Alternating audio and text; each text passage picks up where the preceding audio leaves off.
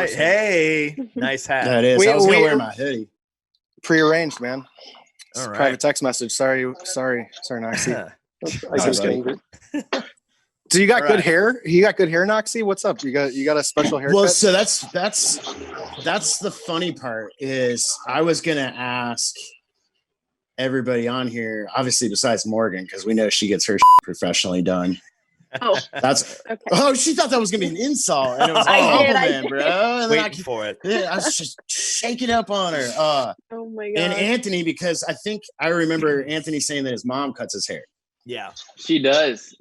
So Anthony's always got it going on. I want to know how many other dudes in the group cut their own hair quarantine style. I'm about Levi, to. I did. Levi, what you I'm got? about to. Levi, what you got, bro? Oh, that's good, dude. That's good. Levi's got some clipper gang.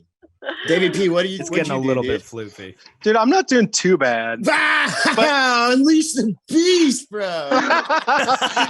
Dude, I live in my basement, man. I was thinking about just going Wody style and just letting it loose, man. Just big it up. I should have No just doubt. showed up. That's what I should have done. We've talked about it before. I should have shown up No to the doubt. podcast with no hair, with glasses like on, Wody. and been like, hey Yeah. guys. Can't tell the difference. Looking like Wody, dude. I might have Oh. I could tease a few people for a minute. I actually think that should be a part of this podcast when we're actually running and recording. We should have a discussion about your haircut situation now that it's been a few We weeks. are actually, Dane. We could start Totally. this right now and keep going. Yeah, bro. I'm not. We're just doing like a live drop, just cutting into the conversation right now. Just do Yeah. it. Yeah. Yeah. Yeah. All right. So now you see what happens before we officially start. Yep. Oh man. All right. So what do you say we start this thing out? Hey, hello, and Hello. welcome to the Rag Company podcast. You already heard a little bit before, but we're going to keep this train rolling. I won't slow it down too much. So, folks, we got some guests today, and those guests include Professional. Dave. Dave, introduce yourself. Hey. Davey P. I'm just calling him Dave. Yeah, It's it's just Dave. Just Dave. Dave. It's Davey P. It's Dave with Lake Country Manufacturing. I'm hanging out in my. It's David Patterson here from Lake Country Pads, and I'm just hanging out in my shop today because the house is full of kids and I can't get a place. Oh, well, there's a car I'm behind super you. Can we excited get a to better be look at talking to you that real guys. quick? It looks like Yeah. there's a cool car behind you. I got a couple actually. So I'm working it's on your my car. S2K. I need to repaint the lower part of the front bumper, and I just put on a steering wheel. We got the trunk repainted, and I think I'm actually going to, with some downtime, I'm actually really busy, but I think I'm going to redo a few things that I've been wanting to do on the car that aren't extremely expensive, but a little time consuming. So I started ripping her down. Is This it is an so much- AP1 or an AP2?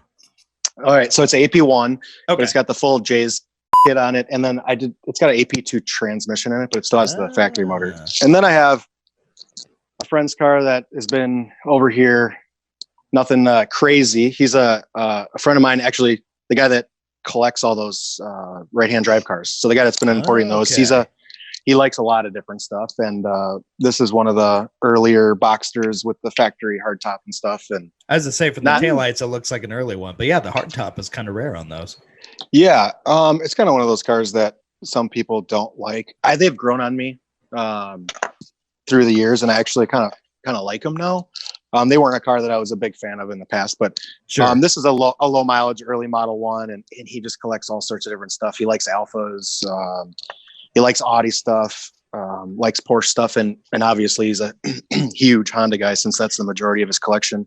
Sounds like my kind of guy. Now, I don't want to cut Me you off, too. but I do got to move on and introduce Knoxy over here. Oh, hello. Knoxy, say hello to the folks at home. What's going on, y'all? What do you Happy do? quarantine. Yeah, What'd you say, Dane? I said, Knoxy, tell us, what do you do? What do I do? You know, just for people who may not know. Let's see. I run a detail shop. I am the designer and co-owner of KXK Dynamics. I am a global product tester and developer, and that's about it. I terrorize Andy Ward professionally.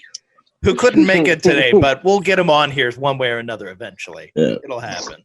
Yeah. Is it- Speaking of that, where's Winger? Sorry to interrupt you, Knoxy. I don't know. We- I haven't heard from him, but maybe you did, Knoxy.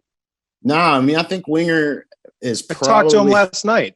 He said he Did was you? going to be here. I said, you got to be here. He's like, okay, all right.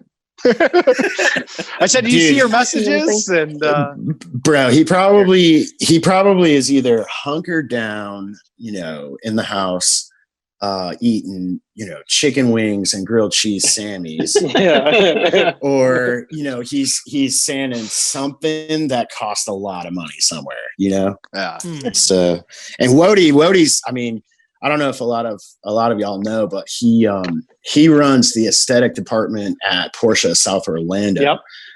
And the that is- largest Porsche dealership in the U.S. Yeah.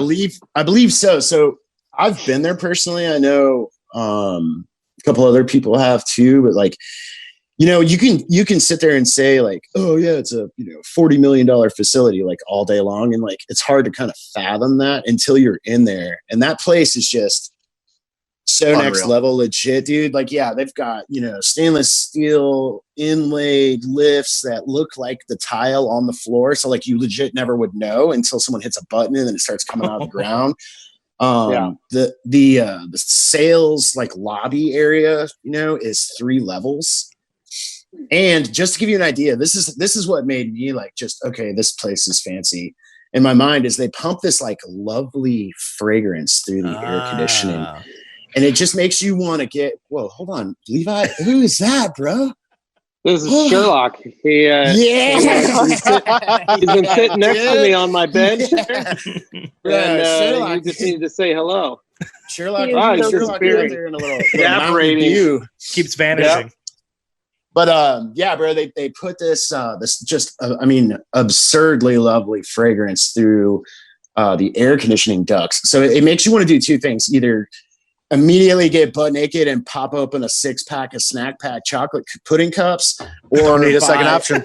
or Don't need a second one. or just get your mind right and pull the trigger on a 6-figure car. I mean, one of the 2 things is going to happen. So, Totally see how comes those 2 out, are he's linked like- in the brain.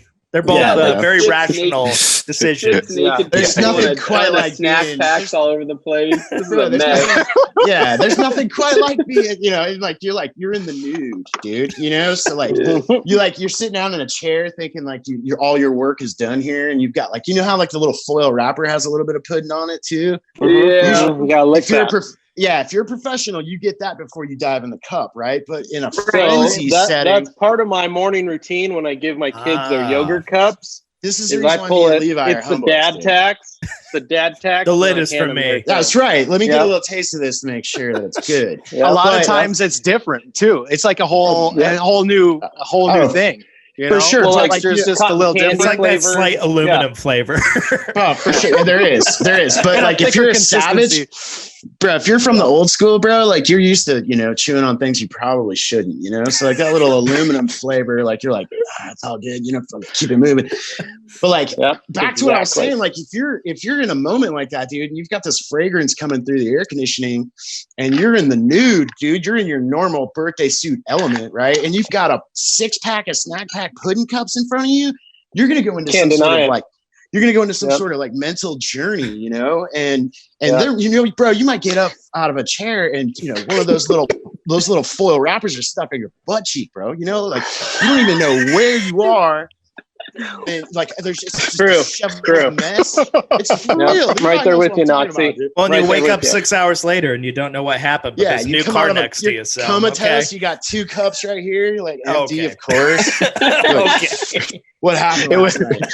It was so Point good that made. you left the meatloaf Sammy on the side of the bed. Didn't even eat Bro, it. Yeah. let me tell. Didn't even eat the Just saying. meatloaf Sammy, which is like Hold on, the hold on, second hold best on. part of that. Yep. You never leave a meatball or a meatloaf Sammy on the side of the bed, bro. No soldier Oh. ever gets left behind. When we're talking about meatloaf Sammys, dude, this is next level, bro. First of all, Yep. pudding cups and then meatloaf Sammy.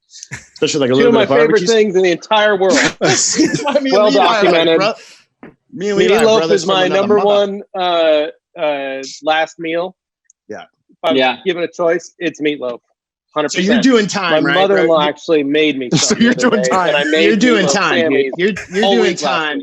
And they come in and they're like, Mr. Gates, your time's coming. What's your last meal? And you're like, bring on those meatloaf Sammy, son, and don't stop until Daddy tells you.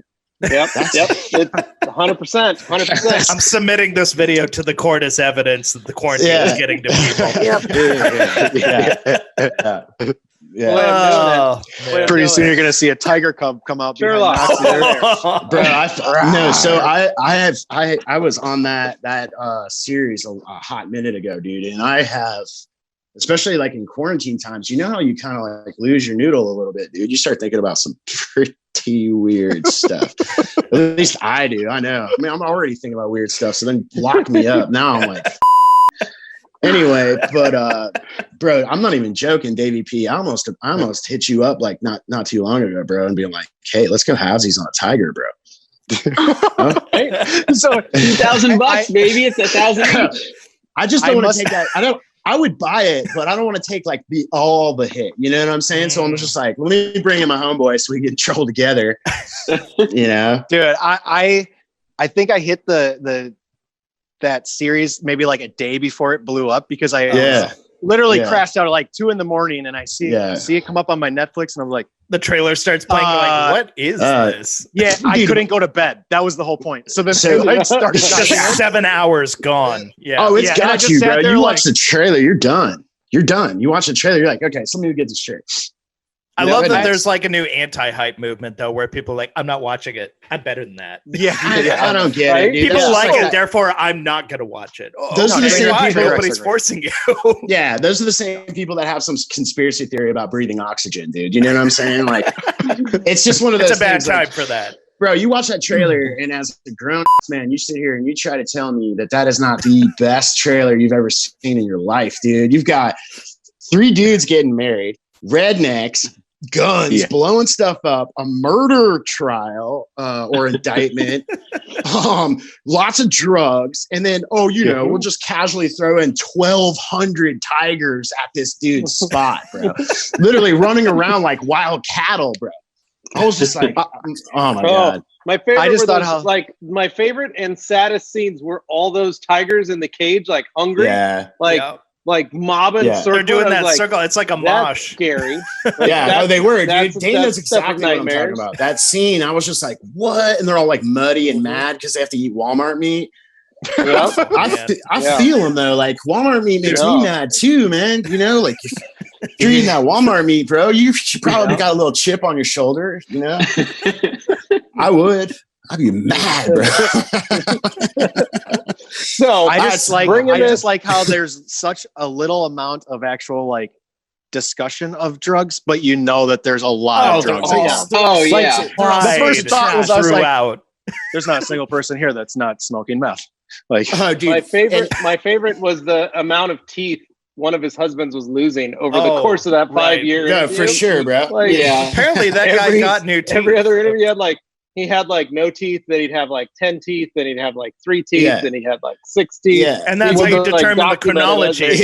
Right. The interviews. Exactly. I think one of the best is like when they were like, they'll go through and they're like just randomly like, doing a story about like whatever, this is what today's activities were. And then like, this chick stuck her arm in a tiger cage and got a bit off. And then like, buddy comes up with like his jacket. Like, let me get this straight. So somebody got their arm ate by one of your tigers, bro. Your first move is to go check the wardrobe for your EMT jacket. Right. I was so confused as to why he had that.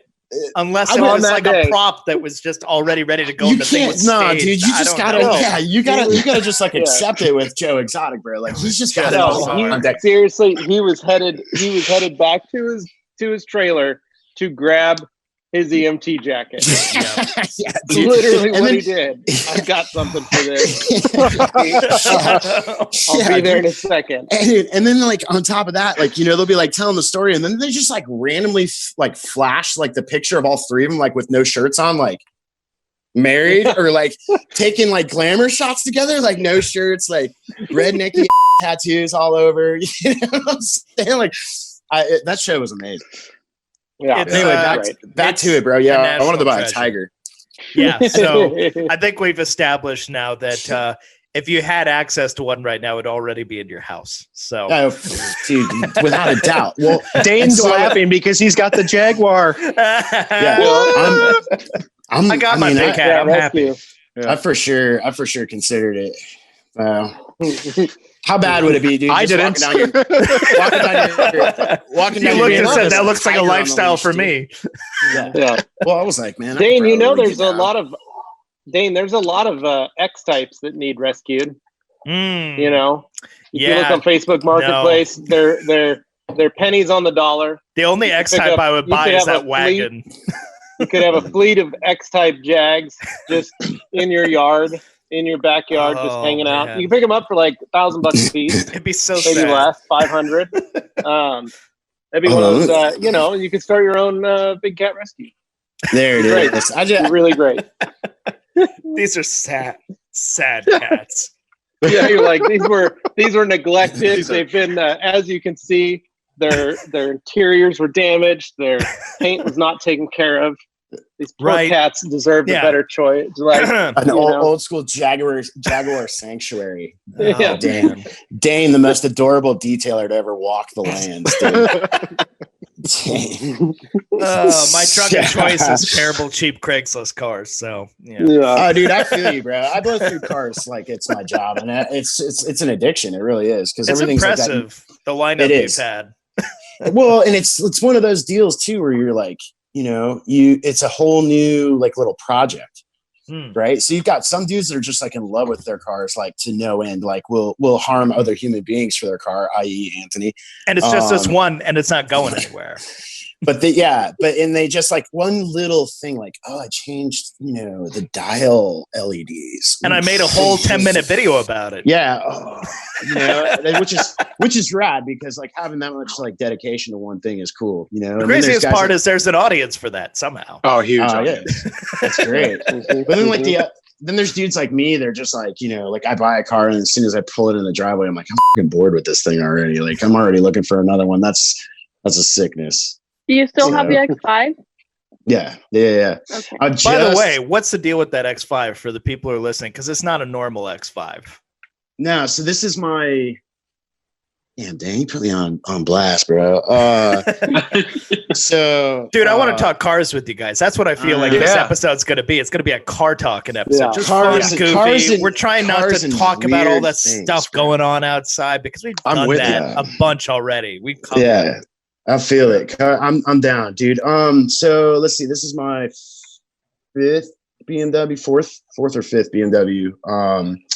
And I got into like limited production niche cars, which it's a dangerous, very slippery slope. So like my first one that really kind of sparked all of this was an 06 E55 AMG with a full Kleeman Stage 2 kit on it. And it would pretty much, I had long tube headers that were like pretty much under the driver's seat.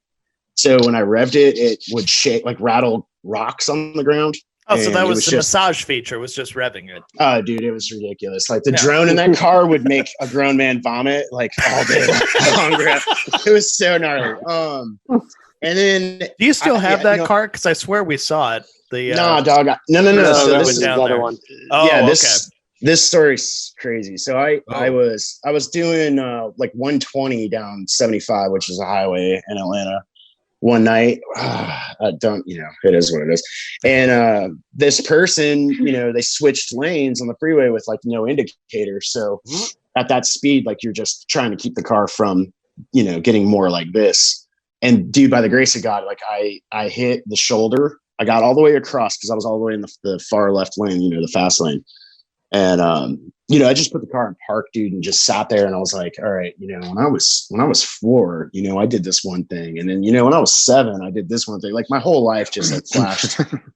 So I, no joke, drove it from that point to my shop, locked it in the garage. And then the very next morning I was in the credit union, getting approved for the biggest, slowest truck I could possibly find while I sold that car to my acquisition guy that helps me find cars. So I was done with that one. Well, you're good if you got a guy who helps you find cars. So I've got like 3 or 4. Yeah, it's Love it. Then I got a Toyota Tundra Crew Max Platinum, and I put it on like 35s. And which trucks? I mean, dude, if you get trucks like cool, you know what I'm saying? I feel it's cool. You got your own like thing going on, but like once you put like a lift on it and wheels and tires, and then like everything else is like lighting and TVs, and I mean just like stuff that's just not fun. Lighting and TVs in the wheel wells. If I've learned anything, that's how it's supposed to go. Right? So I'm just like I don't know. I got bored real quick with that thing. I dumped it.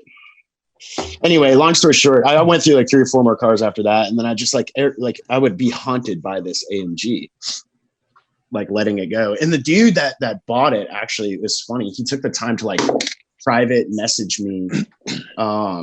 When he bought it, he asked the dealer that sold it to him like who I was and whatnot. And he reached out and he was like, "Oh my God, I love this car." So it was just a little bit more like, Yeah. He just really had to tell you. Yeah, dude. He was just like, "I love this car so much. Oh my God." I'm like, "All right, thanks." So anyway, from that point, like it haunted me. Like I dreamed about it and dreamed about it. So then I bought another one, an E63 actually. Okay. And, the one, it was a 09, I believe. And it was cool. It was the same color and everything. So I felt good about it, but, it just wasn't the same. So then I got onto the turbo diesel BMWs. Torque.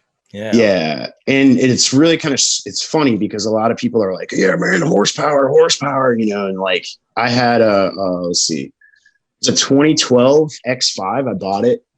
And I found out about these tunes and these deletes, dude. And I was just like, this is unreal. Like it just sounded too good to be true. So I went to the shop in Georgia that was doing them at the time. And, the guy was just sitting there telling me, and it was just like, it's one of those things where like, when you're dealing with like Corvettes and stuff, like you're like, all right, yeah, I'm going to tune this thing and then I'm going to have to retune it, or it's going to blow up, or blah, blah, blah, blah. That's not the case with these cars. The straight 6. Inline 6 that BMW makes is one of the hands down like the strongest motors that they've ever made. Accompanied with the transmission is one of the strongest transmissions they've ever made. So this thing had like 265 horsepower and like I think 400 foot-pounds before we deleted everything. Right, that's like factory then. Yeah, that was factory, and then we tuned it, and then it's pushing out. I think it had like 640 some odd foot-pounds of torque and like 400 some odd horse. All-wheel drive, sitting on 20s. I mean. Just making people literally, mess their pants when they ride in it. And then, like, of course I wanted something faster. So I bought a 335, same motor, same platform, and did that at the same time. And then ever since then, it's just been downhill. That was the E70, E91 LCI. And then the one I have now is an F15. So it's a little bit newer. It's a twin scroll turbo. It's not a true twin. But they're still super torquey and you can delete them and whatnot. But I love the fact that you can get all of that power and performance, plus like all the little, bells and whistles that BMW gives you. In my opinion, nothing really drives like a BMW. And not only that, but you can do it getting like 37 miles to the gallon. That's appealing. It's a hard car to beat, dude. It really is. So, and I've owned enough to kind of speak on that one. So you can be a diesel bro without driving the brodozer. Yeah. Yeah, dude. Like, but go ahead. I was going to say, Levi's talking. I was going to say. So here's the deal. I just filled up the Suburban, mind you, 8.1 liter, 8 miles to the gallon. I just filled the Suburban up yesterday for $1.50 a gallon. It's like I'm living in 2000 again, and it's weird, right? Wonderful. Let me just say, I can see why that vehicle was built when gas was the price that it is now. 8.1 liters, 8.1 gallons or miles into the gallon. I literally, it was $40 to fill the tank on the Suburban. Oh wow! And I was laughing the whole time while I was. When do you need a new tank, though, bro? When do I need a tank? Like, what do you mean? Like when do you have to fill up again? Empty it? Yeah. If I drive it every day this week to work, I'll probably have to fill it up on Monday again. I think it's a 40 gallon. I'm trying to remember. Is it a 38 or a 40 gallon? It's a 30-gallon. 30. Oh, okay. Yeah, and all 30 of those gallons are gone in like 15 minutes or 3 strong revs. Yeah. Yes. So I'm just saying, with prices of gas now, those of you that are getting 37 miles to the gallon are living easy. Oh, dude, it's costing me almost nothing now. It's great. Like I'll look at like my how many miles until empty kind of deal. Yeah. And I'll be scrolling through that like after like a real deal full fill up, and it's like 600. I'm like, yeah. That's like Dane C-Max. Yeah. That number goes away fast if you're not. It sure does, dude. So. It sure does. So, all right, yeah. Let me propose a question then. All right, so we're doing the quarantine. Everybody's hopefully safe and doing their thing. Kind of trying to steer clear of this craziness. Who has committed to cutting their own hair in this group? Levi, Levi's done it. He's Bro, done let's see it. I made a post on it. I made a post on it on Instagram. David, look at that man's hairdo, bro. Whoa, David, what's going on back there? You hit your head or what? Hey, I see it. What, Dane? I said, what's going on over here? You hit your head or something? No. You're talking about my bald spot? Oh, okay. That's a scar from alopecia.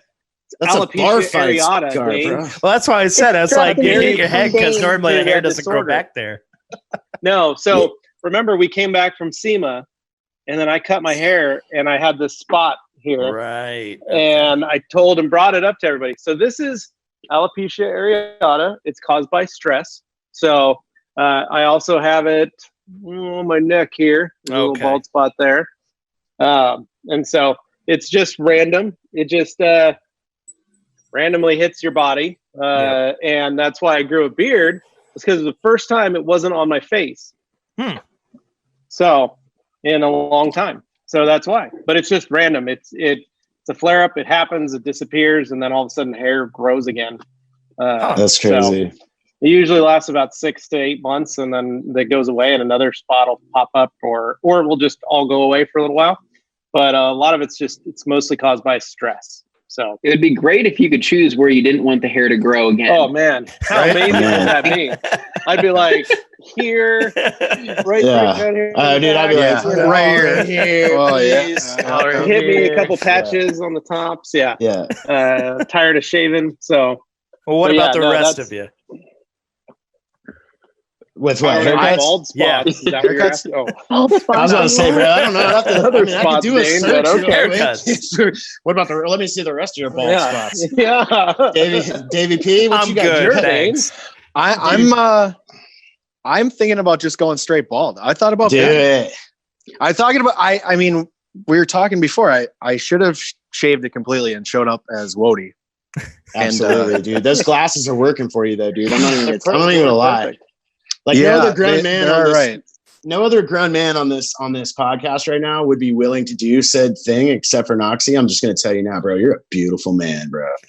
You're a beautiful dude.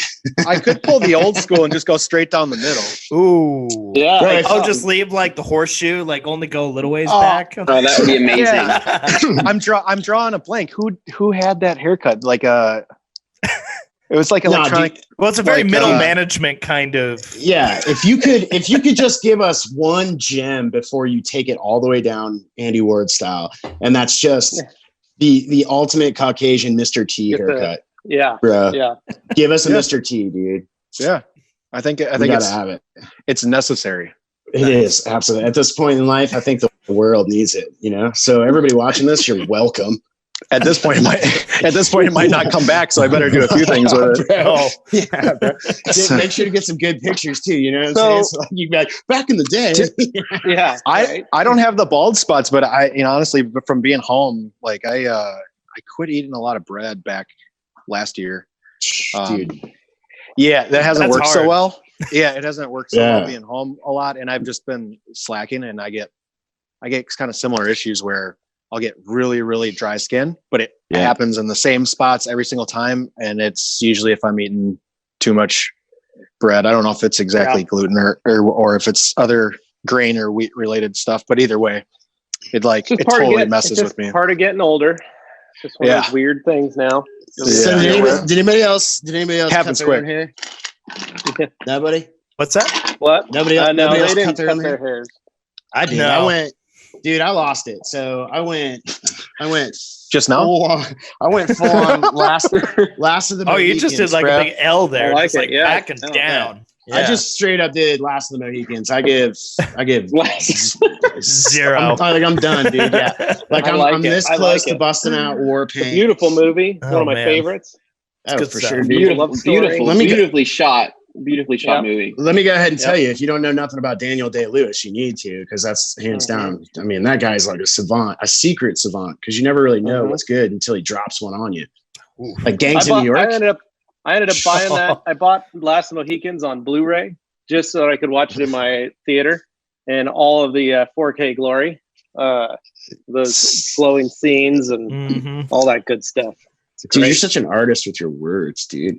I was spouting nothing. Compliments are flowing. But I was gonna say, so Knoxy and David, like Anthony and I have been, like, Morgan's fully home. Dane has basically been fully home.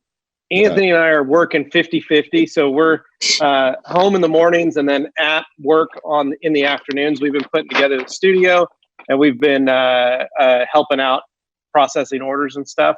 What is your guys' days, just like your work stuff? Because, Knox, you got Reds, and Dave, I know you've got a couple things going on. So yeah. Knoxy, you first? Of course, man. You always got to throw me out there like that. Well, Knoxy, it's just you and Woo.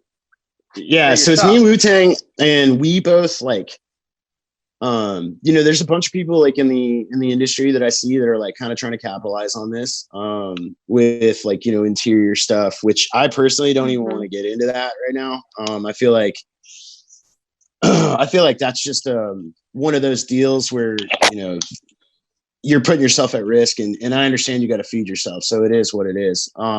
What we decided to do is go the opposite direction, just stay away from interiors, and just take select jobs, if that makes sense. So you're kind of like, you elasticize your prices and minimize your availability, and people end up like paying more money for said service, which covers a larger gap in shorter time. That's kind of hazard pay in its own way, then. Yeah, dude. So that's what we started doing with Reds. KXK Dynamics, like we're all safe and we're all good.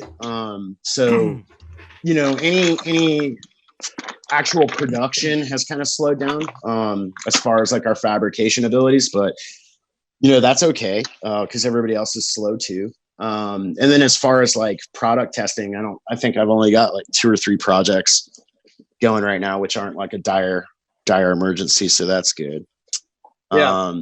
So I bounce in and out. I mean, right now I've taken up or gotten back into my studio and started painting a little bit. Yeah, see some of your work behind you there. Yeah, that's the guy that's about to have you seen this yet? Your paintings are stellar, dude. Yeah, I gotta see. Well, I appreciate that. How do you got some awesome stuff? Fucking thing. Yeah, so that's whoa. Yeah, so it's weird. I like to do. Oh, let me reverse this. I like to go into like the home stores and find these like pre-printed canvases every once in a while. I'm just like, well, how would I make that better? Oh, that's right. I would paint Pennywise on it. Or, So that's that's just what I'm doing right now. Nice. Pretty much. It's very fun. Yeah. Well, it's good. I mean, dude. there's lots of them out there, so you don't have to feel bad just by changing one up, and you can go get another and try a different idea on the same thing. So. Oh, dude, no, it was funny years ago. I was at IKEA, and they had this like just perfectly square, kind of big, like 48 by 48 painting or print of Charlie Chaplin. Oh, and it's in this like inked style, like it's like a transfer kind of look. And he's like hanging on his cane, right?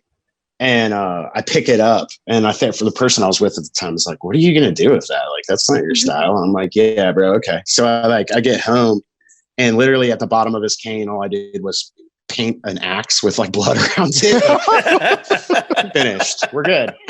We're done. So yeah, done. Fin, just little alteration right there. Yeah. So, but it's fun. It's a fun little hobby. I'm thinking about nice. How about you, Dave? Any paintings? No paintings. I'm not okay. that talented. My mom is way more talented than me when it comes to that stuff. I just stick with cars, and I'm not even that talented at that. I'm going to teach you how to paint, bro. But you got to paint yourself nude and send it to Anthony. Yeah. That's the requirement.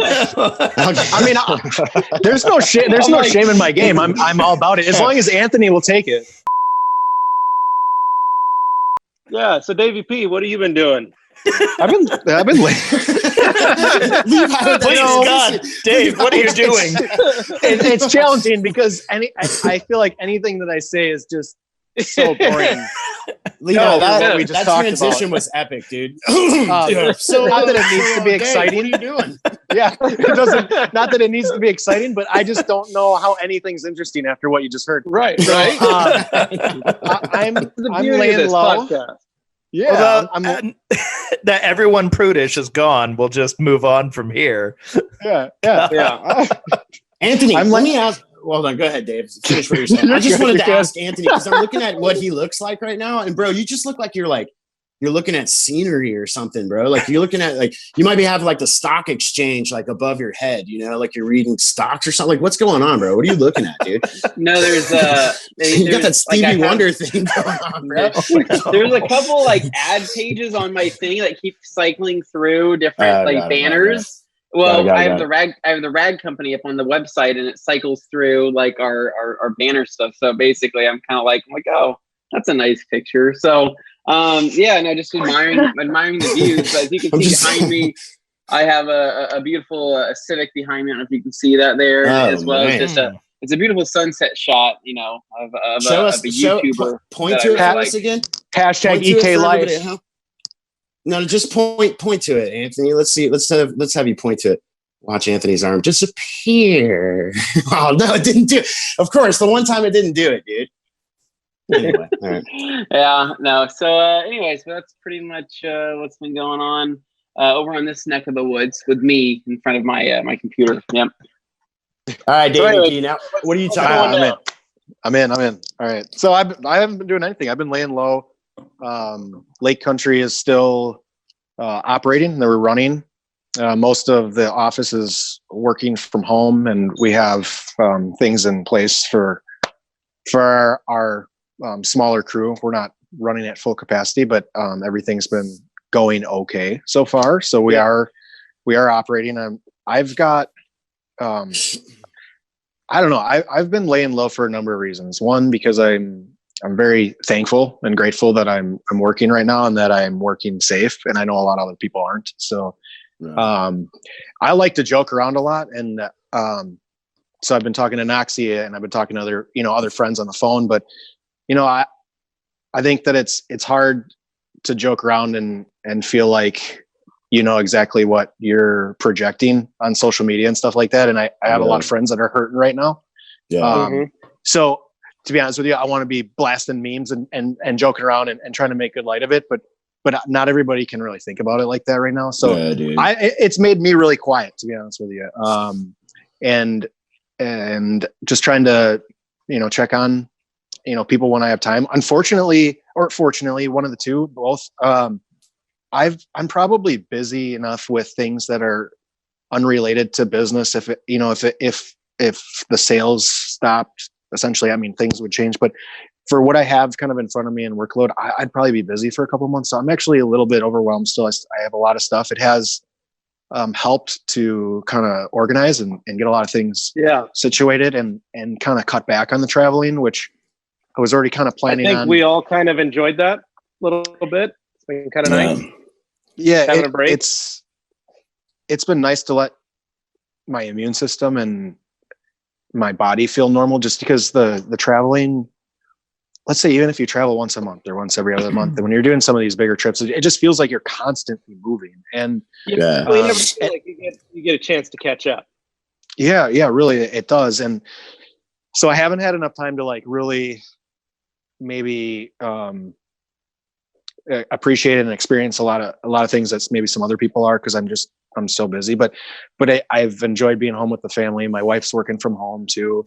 It makes it really challenging. So, I might be able to get X amount of work during the hours that I need to do, but that means that I need to make up for that either after the kids go to bed or whatever it is. So I need to put in my hours there. And I've been working on my car in the back here, and little things here and there. And hopefully I'll be able to get it to a point and drive it in maybe a month or something like that. And I've been working on a project for a few months just with some podcasting and video things that I've been trying to put together for well over a year now. And it's given me the opportunity to just kind of, I don't have to be anywhere, so don't necessarily need to be worried about my presentation. So I've been ripping things till 2 and 3 in the morning, just trying to learn things. A lot of the video and stuff we've been recording over the last year and a half. So some of it's not as great, especially when I'm looking back at it a year later. And as you kind of progress and learn a little bit and realize all the things that you don't necessarily like about the old stuff, but we're still planning on doing that. And we're pretty much ready to launch that. We did a trip, a personal trip that it actually wasn't work related. It was one of the few that I really wanted to do for a long time. And we went to go see the Tokyo Auto Salon in January. Before all this stuff happened. And it was a phenomenal week, and it was really, really cool. We vlogged the whole trip, and we just did a ton of different stuff. We traveled around, we ate a bunch of awesome food. We saw a bunch of museums, a bunch of different great, tourist spots. We did Tokyo Auto Salon. We did an after show, like underground parking structure car meet after Tokyo Auto Salon. That's super cool. Like total Tokyo drift style. And it was really cool. That was fascinating. And we went out and rented a whole bunch of cars and drove them around in the mountains, and went to the Initial D themed cafe. It's called D's. I think it's called D's Cafe or something like that. So nice. Yeah. So I'm keeping it quiet, dude. Bro, I got one question for you, man. And I don't mean to interrupt this just utterly just tantalizing trip that you're describing to me. Bro, are you even wearing pants, bro? I can't stand up. Dude. I'm with my car too. I'm with, bro. That's why I asked, dude. Yeah, we'll leave it at that. Yeah. Yeah. But no, that was rad. Like seeing you guys getting to follow all that through Facebook and stuff was awesome. It is a dream, man. I don't know. I travel around a lot, so I'm sure some people just thought, Dave's doing something else, or he's doing something with Lake Country again, or he's traveling somewhere else again. But like, this is something that I've dreamed about since I was like, way younger. Yeah. I've been a Japanese car guy, but a Honda guy for a really long time. And, when you're into that, you guys know too, especially did you get to go to the Honda Museum at the Twin Rings of Motegi? We did not do that, but I plan on going back. After now. Yeah. With this stuff, we're looking at going back next year again. I don't know if that'll necessarily happen again right away, but I'd like to go back. We did do the Toyota Mega Web Museum, which was super cool. Yeah. Just a lot of neat cars, whether it's like little Group B MR2s or some of the old the Castrol cars, whether it's like I always think about the nostalgic like Celica version Castrol vehicle. Yeah. That was in Gran Turismo or whatever. Yeah. But there's a bunch of cars that wear that same livery, and so just kind of seeing anything and everything there was. We went to a poop museum. Bro, what? It was the Unco Poop Museum, UNKO, and Yeah. It's super interesting. I don't think I'd ever go back. But really, when you go to for lunch, you go look at some poop. Like, well, it's not real poop, Knoxy. Yeah, come on now. I wouldn't put it past him though. I mean, that's what I'm saying. Like, how do you know that, dude? Did you sniff it? Did you taste it? No, that might be authentic poop, bro. So one of the guys had brought it up in our group chat. We went with, there was a total of 11 of us. So somebody brought it up, and I was like, I looked at the website, and I mean, I know it was probably geared towards, well, it is geared towards younger kids and things like that, but I really couldn't understand it after I went to the website. So automatically I was in. I figure I had no clue. So I'm all in. So we went, and some of it was really funny. Some of it was just like this, I don't know, just stood there with and just stared at a loss of words. That's what Davey P is the guy that you end up with an underground cockfighting ring with, and you don't know how you got there. Absolutely. Like, why are we here? Why do I have $10,000 in my pocket? Like, what happened? Where do these pudding cups come from? No, not the cups, the lids, just the lids. They're just. What is it? Oh, I got a lid. What is this pudding cup lid? What's going on? Yeah, I mean, the whole experience was really cool. I mean, we went with such a big group. I think was really cool. Yeah. The other part is we had some people that had some experience. So, John Purdue from Odessa, and so is the one that awesome dude. Yeah, he's awesome dude. He's a great guy, and we have a lot of, similar to like our friendships and relationships. We have a lot in common in cars. So we obviously like Japanese cars, and so he kind of brought it up, and I was instantly set on trying to make it happen just because I've been wanting to do it for so long. And so we went with a group of people, and there were quite a few detailers, so that was kind of fun. Nick Oakes, Connor Harrison, a bunch of people, but we also went with dude.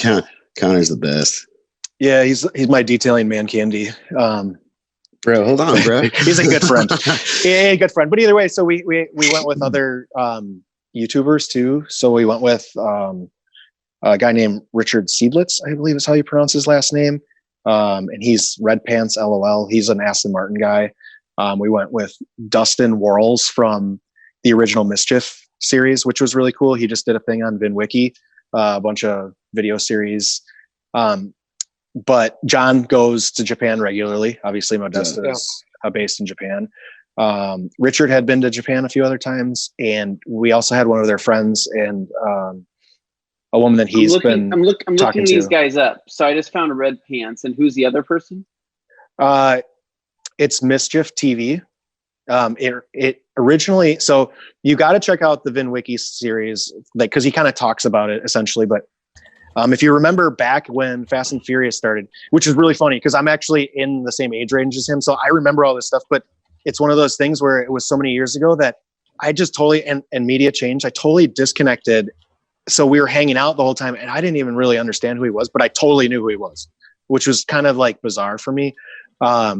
So right when Fast and Furious launched, they had a thing called Techademics, and they did the Mischief movie series, or it was the Gumball 3000, and what was it? It was called Mischief 3000, and that was their big video, and it sold. I think I want to say it sold over like 1 million copies, but it was literally like when DVDs were hot. Like it was on the shelves next to Fast and Furious when it came out. So when everybody's watching Fast and Furious, when that blew up, like literally people were buying that DVD next to it too, like Street Racing and the Gumball. To see the real deal. Yeah. And super, super rad stuff. So Dustin is a super cool guy. He's got a lot of cool stories, but his personal story is kind of cool. And he's kind of bringing back that series. And they talk about that on the VinWiki videos, and he's kind of bringing some stuff back under the Mischief. So I think some of it is he's got a lot of video that he's transferring over to like new platforms, whether it's YouTube or other things like that, to try to update their portfolio. But he's been doing new stuff too. So, I mean, everybody that's been in the car scene since forever, I remember Dotto specifically, but both of those guys, because they were together all the time. And Dotto was just an insane driver. He had those M3s and some other cars and did all those rallies. So, but one, I think Richard, they had another friend, Luana, who is, I think she's not from Japan, but she lives in Japan. So she's fluent Japanese, and she helped us pretty much everywhere we went. So that the whole group atmosphere was really, really cool. Cougar from Lux came. That's a good dude too. The dude's cool. Yeah, it was just a blast, man. I mean, it was a great time. You want to talk about a facility that will blow your mind? Yeah, dude, Lux. Yeah. Oh, Cougars. Yeah, built a wicked place. It's like an art gallery, dude, that works on cars. It's unreal, man. Yeah. It's unreal, dude. I'm trying to think because I don't want to leave anybody out. Nick, Connor, and then David Heller, who is center scene. He does a lot of video and media stuff and photography. And that dude's the best. Yeah, he's the best. He's a good dude, a good friend, and so we've decided to kind of start the Levi has no channel arms. together. Levi has no arms. Levi has no arms. Levi. I gotta swipe to see everybody, so I only see half the time. Bro, you were looking at Dane and Ant. Yeah, but they switched too. You used to be on the first page. Yeah, now Morgan's on the first page. Right. So yeah, man, I'm only looking at you and Levi right now. Is there like a juggle option? Yeah, you swipe. There's like a speaker view, so whoever talks actually shows up on screen. Yeah. Oh, how do you do that? That's the second swipe. First one turns you off. Oh, there we go. Yeah. All right. So yeah, dude. No, that's awesome, dude. That that was like one of those like once in a lifetime kind of deals where you get that whole crew together and get to do all that stuff and get to experience all that. Because if you try to recreate it next time, it's not going to be the same. No, because parts of you will be there, but the other crew may not, and just the stuff will be different. But I love Japan. I went 20 years ago and cruised around Japan, and it's weird to still see things arrive in the US that was already out 20 years ago in Japan. No. Like there's a lot of different things. Say that's like living in the future. Like going to Japan means you're living in like you've gone to the future. Like it's very strange, it's hard to explain. But yeah, there's still stuff popping out that I'm like, yeah, I saw that in Japan 20 years ago when I was there, which is weird. Yeah, until this stuff happened, early adopters. I really wanted to go to early adopters, inventors and early adopters. I really wanted to see some different areas of China before this stuff kind of happened too. And from what I'm told, China's like even on the next level, at least on the tech side of things, where that you don't realize how farther advanced they are or what they're doing right now unless you're there. But Japan was like, I keep saying it because I've had a chance over the last 2 years to go to a lot of cool places, and each one of them is like, this is the best place I've ever been. And there's certain places that I really didn't care for, or that just weren't. I just didn't have a connection to, or I wouldn't want to go back, or I wouldn't spend my money to go back. But Japan is just, it's so much different on a cultural level, and I think people kind of acknowledge that a little bit. But it's just super fascinating. I've never been to a place cleaner in my entire life. I mean, everywhere you go is spotless, and you'll go on escalators and the escalator next to it will be down, and they're have little brushes and they're like scrubbing the escalator. Straight up you get on a train, beyond detailing it, like next level. You get on the trains, there's not a smudge on a window. There's not, I mean, everything was literally the cleanest I've ever seen. I got up early and went to go get something to drink at the local convenience to find some dirt, dude. It's like 6 or 7 in the morning, and they're scrubbing and rinsing down the sidewalks. And that's great. I mean, it's not like a once in a while thing. Like it's regimented and everything is spotless. It's also crazy because I've actually never been to New York City, oddly enough, for all the different places I've been. But being in Tokyo with that city atmosphere feels like what I would anticipate like New York feeling. I've been in downtown Chicago. It's close as I've been, but Chicago's closer to New York. The other crazy thing is just that mass of people when you're in downtown Tokyo and the safety you feel. Yeah, you feel you're not insanely safe. Yeah, like I've never been anywhere where I felt safer, and I've never been anywhere where you've seen so many people. I mean, we're walking down the streets and there's people everywhere. Yeah. And it happened so many times where me and Connor and David and everybody would look at each other and be like, I can't believe it's this quiet. Like, I mean, you can, it's eerie because you've never seen so many things moving and activity, but it being so quiet. It's like somebody being in church. It's just very orderly and it's a respect. It's just a level of it's an overwhelming level of respect all the way Everybody across. has a sense of like societal responsibility. They don't want to be the one who sticks out in a bad way. So hold on a second. Levi and David, you both agreed on this, and this is just super random, like interesting to me. You both said that it feels safe. Like elaborate on that. So like what makes you feel safe, dude? Well, so I am like you, Knoxy. I'm heavily tattooed, and I kind of look like a bat. So yeah, bro. Go on. I'm one of those people that I am usually considered a person of interest. In the sense that like if I'm traveling or I'm going somewhere, they try to touch your. People are going to come out. But I do. I exude a personality, and Dane and Anthony will, attest to this. I'm kind of in a dad mode, and I'm kind of in a don't mess with me when I'm traveling. Yeah, grumpy bear. And so it's not that I don't feel safe, but I'm always heads on a swivel, so to speak. Hypervigilant. And I'm very hypervigilant on a lot of things. And so when I was in Japan, and mind you, this was 20 years ago, so I was a 20-year-old kid.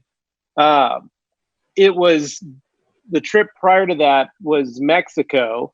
I went to Puerto Vallarta with some friends, and that was not like you didn't you felt kind of stupid, but you also kind of felt like, well, I guess I'm just a white kid here in Mexico, and bro, in Mexico you'll die like just going and getting like a slice of cheese out of the refrigerator, right? Dude. Like you're so like I had like that experience then to Japan, and Japan was very safe feeling.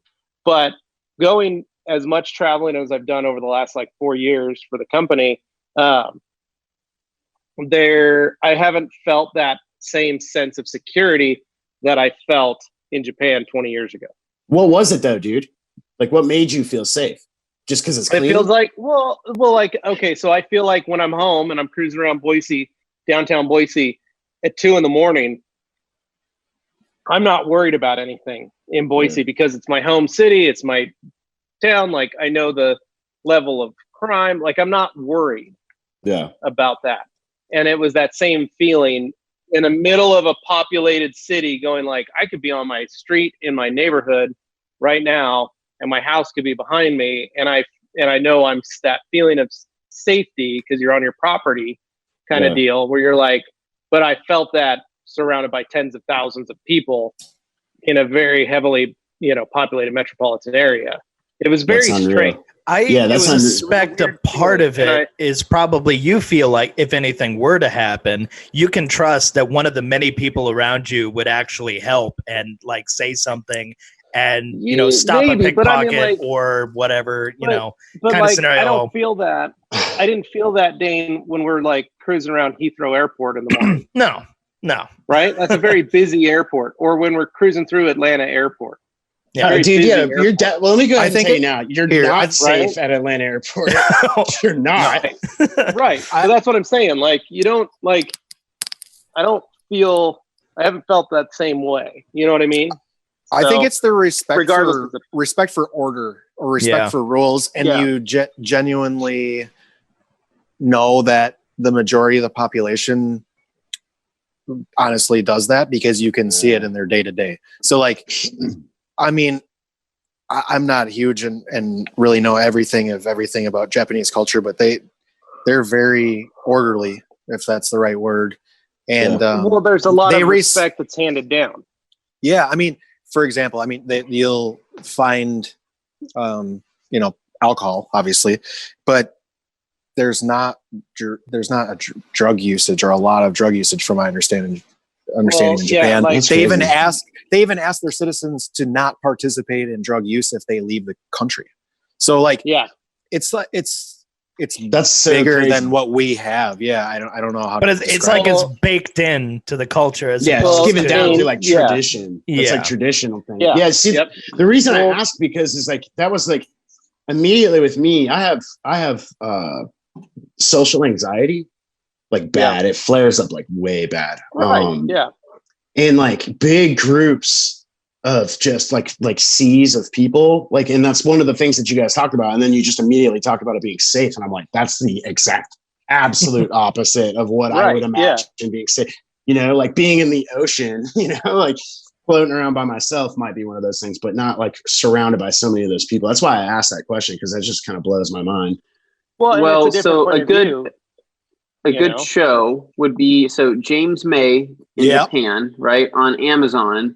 It's a whole series of him going to the different areas of Japan and kind of, it's James May from Top Gear, right? So it's obviously it's entertaining. And but that was probably one of the best and most well-filmed things that I have seen to portray what another country would be like to people that like just interesting stuff, right? Like, I mean, he goes from Tokyo. He visits all the anime stuff. He visits all of the sign me up for Hokkaido up north. Like the old school like samurai stuff, the geisha stuff, or however you say that. But basically, the geisha. He goes through all these different things, and like if seeing that doesn't make you want to visit Japan, then I don't know what would. Because I mean, like they capture the landscapes beautifully in that, and it's just like, you feel like you're with him on that journey for some reason. So it's just a super cool show if you haven't seen it on Amazon. But yeah, like everything that you're saying, David, like is pretty much everything that I learned from that show. And so like I would agree 100% for somebody that hasn't been there. Yeah. That's how it comes across. So hearing you say that makes that kind of more concrete. Anthony, I feel like I'm on a journey with you right now, bro. Dude, I encourage anybody to try to do it. I mean, you look at different places around the world, and honestly, I'll have to, give thanks to Lake Country just because I hadn't had the opportunity to travel the places that I've traveled, and it's had me more interested in wanting to pursue traveling other places. But it was relatively inexpensive for international travel that way. I mean, my flights, I think I got them for $790 round trip. Yeah, that's great. I mean, $800 is still $800, but $800 to go to Japan, like literally $400 each way. It was $850 with insurance. Well, you just think about the time on a plane, and you break it down based on your the cost of that ticket. It's crazy. Yeah, that's a crazy cheap deal. That's a long flight. You're on a plane for a very long time. That's the hardest part. How did you deal with that flight? Like, it's like, what was it, 18 hours? Dude. You're on there for a whole day, basically. We got Anthony and Knoxy, who are not big flyers. No, dude. I mean, flying this last year, right? I flew to the UK, and then I flew to Germany, and I'm sitting here like, how the hell did I actually do that? Like looking back, because like I can't fly for that long. So, but when Japan, I hear how long it takes to go to Japan and Australia. I'm like, I think that's out for me. I don't think I can do it. You're closer, man. Honestly. So for me, I flew direct from Chicago. I want to say it was 13 and a half or 14 hours into Tokyo. So you're way farther west from me. You probably, honestly, for you to go to Japan is like for me to go to UK or Germany. Like it's a lot less. Where's your flight pattern? Are you guys going up or down, or what? I think we went up, but for comparison purposes, like for me to go to Frankfurt, it's 8.5 or 9.5 hours. For me to Japan, it was 13.5.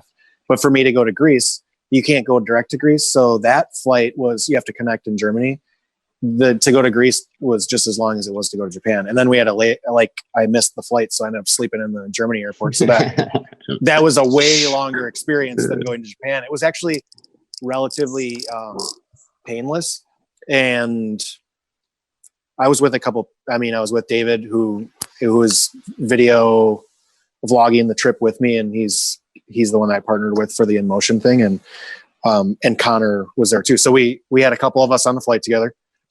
So there was other people to talk to and lots of stuff to keep us busy. And I think it was, so I take medication to help me sleep because I just have a hard time sleeping when I'm away, because I am away so much with the kids and stuff like that. So that probably helped me a little bit more. But I don't think it was that bad, to be honest with you.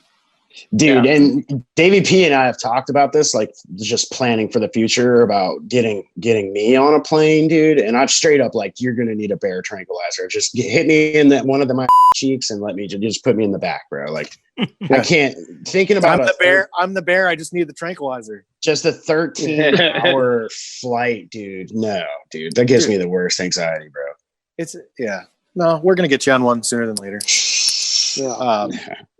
But yeah, I mean, Greece was phenomenal, but definitely I didn't feel unsafe, but I didn't have the sense of safety, just like what you were talking about. It's just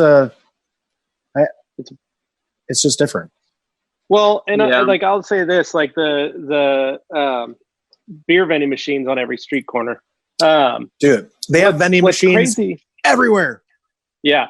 What's crazy though is you go, like, I remember seeing it and going, as a 20-year-old kid going to our family friend who we stayed with, I said, how do you stop underage drinking? Drinking age was 20. And I'm looking at it going like, man, this would never fly in the US. And he goes, oh, they turn them off at 10 o'clock. And I said, and that's it? And he's like, yeah, they turn it off at 10. And I said, but wouldn't kids go so at any other time? I'm thinking kids like getting out of school, grab a couple of beers. I mean, you could get shots of sake. You could do whatever you want. And I mean, you could buy a 4-ounce shot of beer, or you could buy a 2-liter jug of beer. That's it. That they had that in the vending machine. And so, but his point was, well, a kid wouldn't do that to their parents. They wouldn't disrespect their parents that way by just buying.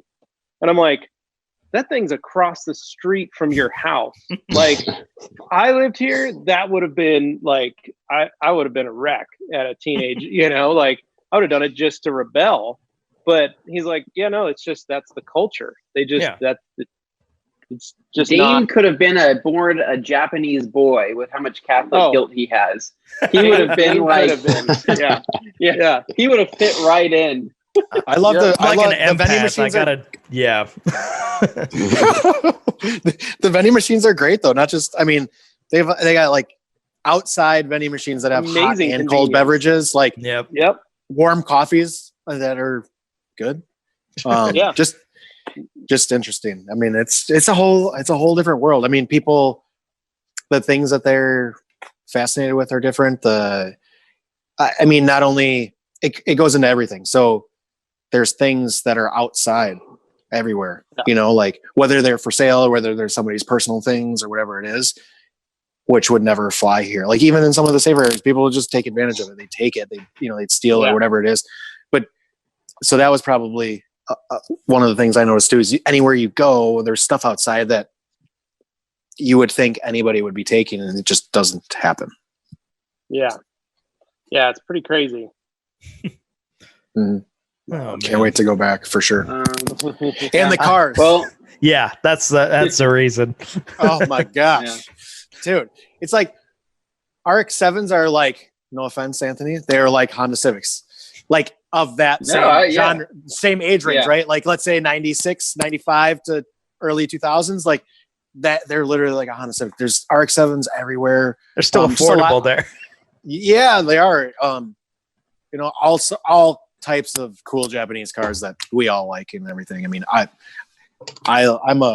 my car falls in that category too. I actually am a huge Civic fan, an Integra fan, a S2000 fan, just whatever fan. But very popular in the rear wheel drive thing. There's a lot of Silvias. So like when we went to Underground Meet, it was like S15, S15, S15, S14, R32, R34, R34, RX-7, RX-7. So it's just really, really neat to see that stuff. It's all the forbidden fruit for us. Yeah, and that's what I mean. It really is. I mean, I think that some of those things, like we have, I would say we have good examples of certain left-hand drive cars over here, right? Some of them that are pretty cleanly done, but like with the RX-7s now, I mean, finding like an FD with lower mileage, you're in the 30s, 40s, 40,000. Yeah, you got to pay twice what I paid for my Jag just to have a nice example.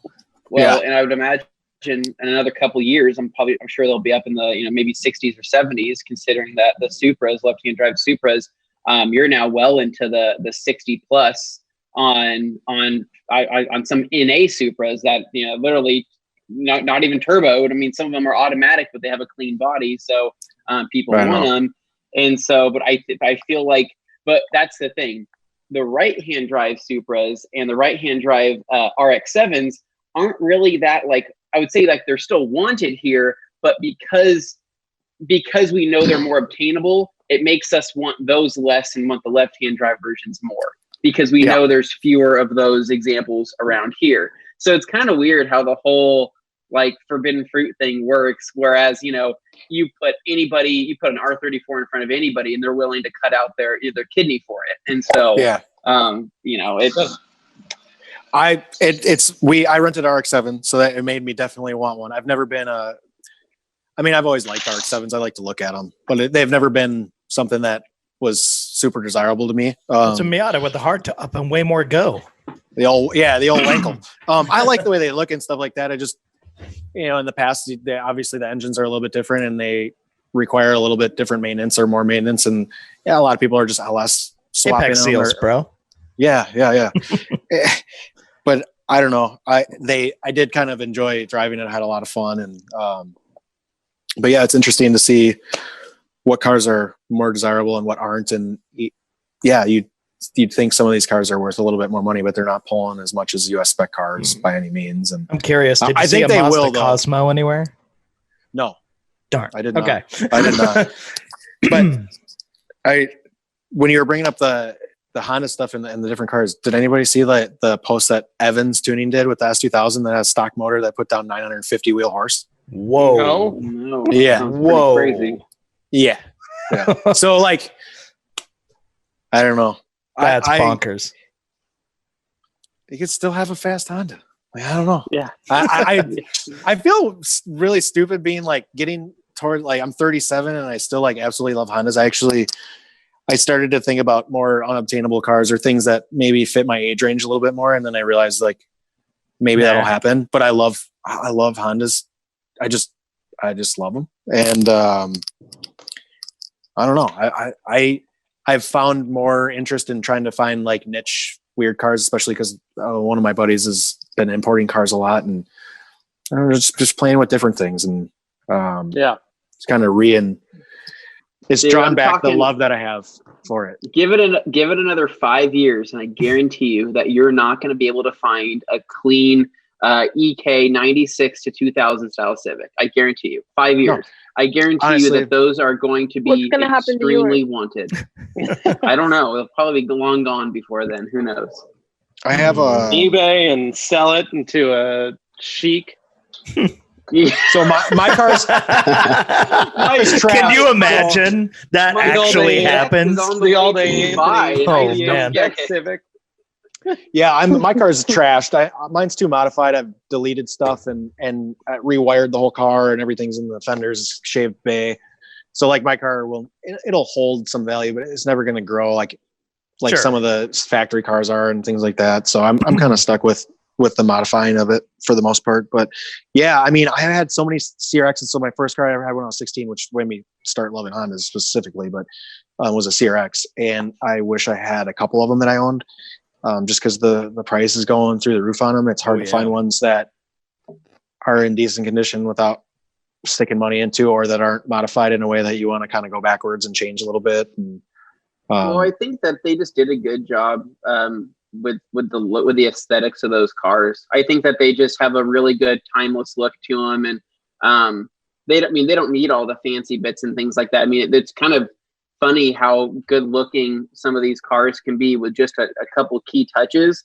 I mean, the first step is just lowering it, and you already have a better looking car, and put on some wider wheels, and it goes from looking like you're like a daily commuter to something that's way more sporty. I mean, and literally with a couple of $100. And I think that you know, even you have to think about it.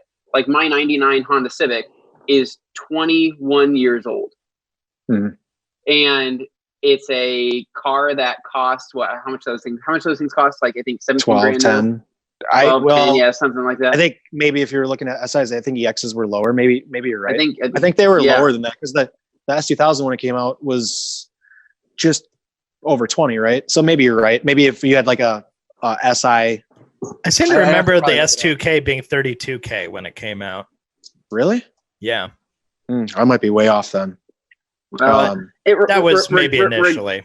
Yeah. Regardless, I think that it's just like, I still think that they're just still good looking cars, and there's some people out there that will still pay $6 to $7 grand for a clean EK styled vehicle with low mileage, or just something that has a good body on it, just because they want it, and they can throw a K20 in it for, you know, under $2 grand, and now they have a, you know, for, you know, under 10 grand, they have a really, really good looking fast little car. So yep, I just looked it up. A 2000 year Honda S2000 went for 32 straight. So I was way off. But, Dane has that weird knowledge. I remember weird specific little facts. Yeah. For some reason I thought it was totally off from that, because that was around the same time that the Evos and all that was coming out. I thought those were priced. So those weren't priced that much higher than an S2000, which is crazy to me, because they had way more power and just a lot of features. Brembo brakes. Yeah. Cool seats, lots of power. I mean, they did lack. I mean, I've always loved Evos. I love Subarus too. I like a bunch of different stuff, but I remember when those cars came out, because I worked in the collision, and they're just like, what you're getting for performance is better. Like especially the first Evos, the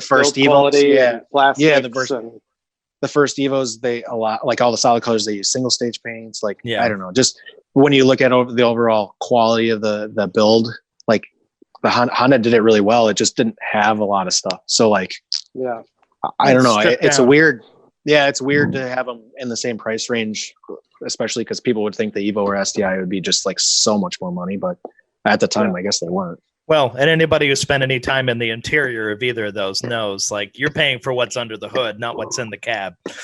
Yeah. You know, actually, did you guys? Do you guys follow Jonesaball on social media at all? Whether it's Instagram or Facebook, he does a lot of like renderings and different drawings of cars and stuff like that. But if you're super bored, he did an R32, a Lamborghini, and some other stuff, but he put out line drawings that you can print off color. Oh nice. That's rad. Yep. So I printed that 40 LM. And I printed them off on. Yeah. You can see the light behind it. I wrote on it, but I printed them off on like shipping labels for my kid. So we've been we've been coloring wide body cars. So there's quite a few cool ones. Yeah. Oh, that's awesome. That's sweet. Well, I guess I'll wrap this up. We've been going for quite a while, but it's been really fun. I think we could have kept going for I know. the day, but this would just be a real conversation, but we can't let people see that. It's so close to what we did last year. I know, it's basically like, I wish everyone was here. Yeah. Oh man, we got to do that again. That was so much fun. Absolutely, dude. Yeah. Next year we'll just do it with masks ready, and Yeah, we'll be prepared. So anything you guys want to shout out before we wrap things up here? Knoxy. Shout out, I think that I don't know, Bald man. Bomber. You gotta give a shout out to Bald Bomber and absolutely give a shout out to Jason Kilmer and miss you guys with KXK Dynamics. They couldn't be here. I wanted to really kind of just like talk about like the with the current events that are going on, man, and just like maybe put out like a good message for people that are watching this or listening to it, dude. Like, it's okay to be struggling right now, like the rest of the world is too. And I think being safe is the biggest deal right now. And not taking this lightly.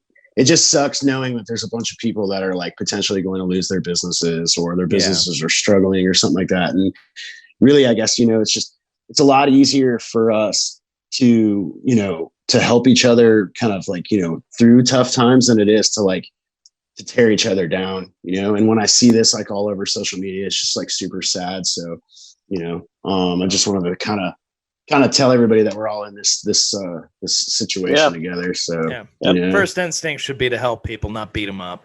For sure, dude. And that's part of the reason why I think I love like the Rad Company, because that's like y'all's message is always just like helping folks out and like being, distinguished gentlemen and ladies. But like it's just sad to see, like when people, and it's just stemming from fear, man. And that's really kind of like, it's sad. It's sad to see like people getting online and like making posts about like how, I'm still in pimp mode or blah, blah, blah. Well, the next dude that sees that might not be, bro, So, I don't know. Or those that are still working because their shops haven't been shut down yet. And having the people who did shut down their shops or are forced to, snap at them. Like each state is different. Each state is handling different things. And, if those detailers can work, let them work. If, like you said, you're changing the way you're working, you're changing the work that's coming in. Like for those detailers that, maybe can't be open like they usually are, but they can work and still have work, like boats and, collectors' vehicles that they're actually getting time to work on. Just don't snap at them. Don't argue with them that they're, ruining this for everybody. It's, everyone's just trying to make their way the best way we all possibly can. And for sure, bro. And we're all really so much different. Like, I'm so tired of whether it's right or wrong or whoever, but I don't understand why people feel like they need to be so vocal about what other people should be doing. I love people sharing information. I love people trying to protect people and keep them safe. But my life isn't the same as yours, exactly. It's challenging for me with whatever side that I'm on, which I won't necessarily share because it doesn't matter. Why should I be able to tell somebody else what their priorities in their life are? What is the most important at that time? And why do people feel that they can say it in certain ways that tear other people down? Like, well, dude, that's probably the most concerning part that I see. And it's almost like the I told you so mentality. And nobody cares. When it's over, nobody's going to care that you told somebody that you were right. Like, I promise you, nobody's going to care. The other thing, too, just to like speak into like what both of you just said, too, and it's like, hey, man, like whether, Rona's wreaking havoc on the world right now, like gobbling up all of our toilet paper and paper towels, hand sanitizers, like no matter that or just like the world being normal the way it was, like in the end of the day, dude, like you really legitimately do not know what people have going on behind the scenes in their life. And, like if you're going to take the time to get on social media behind, your phone or your keyboard and try to belittle or like dilute somebody's like, their life, you really should like sit down and think about that. Take another kind of like a moment to like second guess that move, because, like there's a lot of people that don't know like some of the pain that I've been through in the last like 3 weeks, and I couldn't imagine somebody else going through that and like really not putting it out in the airwaves, and just trying to do what they do, trying to feed their kid. I mean, that's the other part of it too, is like you get online and you're sitting here like boasting and bragging and then downsizing all these other folks for working. And you don't know if their kid has some sort of specific medical need. You know what I'm saying? That they have to pay for, or like, I mean, there's just so many things, man, that like, if we just get too like wrapped up in like us and ourselves and like what we feel like and get on that soapbox, man, you might seriously hurt somebody's, somebody, or just say or do some things that aren't necessary, man. And that was like, I guess my main message out there right now is just, it's better to like lift each other up than try to kind of cut each other down, Yes, so you're sir. not actively making the situation worse. doesn't have to be someone else's business. As long as you're not going out coughing on people, that kind of thing. It's like, okay, fine. But if what you're doing in like your own shop or your own home, and you're not, bringing other people into the mix unless they're, prepared for it or something, then it shouldn't be an issue. For sure. And everybody watching, listen to Dane because he's extremely intelligent. He just straight up pulled 32,000 out of that S2000 and Googled it, and it was on the money. He was on the money. I'd agree, man. It's just it's challenging to see how people are handling some of these things, but sure. But yeah. I don't know. I want to shout out to all of our boys that we did our one wing challenge with that aren't with us today. For sure. Oh, Dylan. That's right. Dylan, dude. Yeah, dude. Everybody, man. So I mean, that was a good time. It was a year ago, not maybe to the day, but that was maybe about next a year week ago. next week we do a reunion, dude. Yeah. Reunion. Yeah, dude. Let's do it. And shout out to you guys. Thanks for having us. If you wanted to check out the stuff that I was talking about, check out In Motion Media Works. That's what we're going to be doing some of our vlogs on and things like that. So check us out. YouTube channel will launch in the next week, and we've got podcasts up on Buzzsprout. So it's on Spotify and Amazon. So and you guys got Instagram that had a lot of stuff going on. Yeah, we got Instagram and Facebook, so you can check us out on those channels. And those videos, like I said, will launch in the next 2 weeks. The channel will be up and running, and we got more podcasts that are coming too that are just talking to our friends. So I'm sure we'll be doing more of that stuff. And I mean, I'm going to sign out with saying, if you have any judgment on anybody on the decisions they're making, and you go out and you buy groceries or you bought food anywhere else during these last few weeks, I have never seen one person in any of these food places wearing a mask. So just think about that. You're exposing yourself to the same thing that you're having such a large opinion on somebody detailing a car for, whether it's right or wrong. So just be mindful. Nope. Strong People words. Amen. All right. All right, Dane, take it away. WP.